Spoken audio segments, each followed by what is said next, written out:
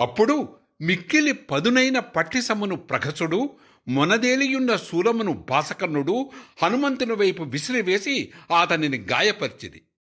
అప్పుడు కపిశ్రేష్ఠుడు వీరుడు అయిన హనుమంతుడు మృగములతోనూ సర్పములతోనూ వృక్షములతోనూ కూడిన గిరిశిఖరమును పెకలించి ప్రఖస భాసకన్నులపై విసిరివేయగా వారు దాని కింద పడి నలిగి విగతజీవులైరి. వారి శరీరములు నువ్వు గింజలంతగా ముక్కలు ముక్కలైపోయెను. అప్పుడు హనుమంతుడు ఆ 5 సేనాపతులను హతమార్చిన పిమ్మట మిగిలిన సైన్యమును కూడా పూర్తిగా రూపుమాపెను. అదెట్లనా, అశ్వములతో అశ్వములను, ఏనుగులతో ఏనుగులను, రథములతో రథములను, యోధులతో యోధులను ఢీకొట్టించి దేవేంద్రుడు అసురులను వలె సంహరించెను. ఆ రణభూమి అంతయో చచ్చిపడియున్న ఏనుగులు, గుర్రములు, రాక్షసుల శవములతో నిండిపోయి దారులన్నీయూ మూతపడెను.